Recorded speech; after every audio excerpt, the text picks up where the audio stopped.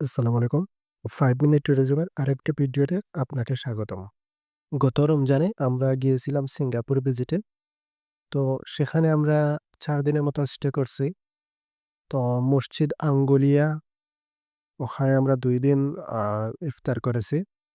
আর সুলতান মসজিদে ১ দিন। আর আরেকদিন হচ্ছে আমরা সিঙ্গাপুর থেকে আসার সময় রাস্তায় ইফতার করছি।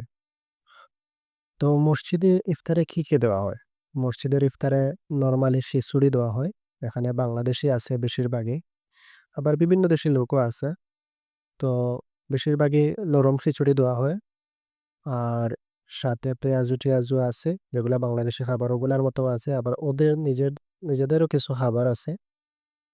তার উপর পানি, শরবত, আ ফল, আপেল অথবা আঙ্গুর এরকম কিছু থাকে। এবং খাবারের পর কিছু টাকা নিজে দান করে দিয়ে আসে। তো সবাই মোটামুটি নিজে থেকে কিছু দান করে দিয়ে আসে, আমরাও দিয়েছি। সবচেয়ে বড় কথা একসাথে ইফতার করা অনেক মজা। তো ধন্যবাদ সবাইকে। দেখা হচ্ছে অন্য কোনো ভিডিওতে।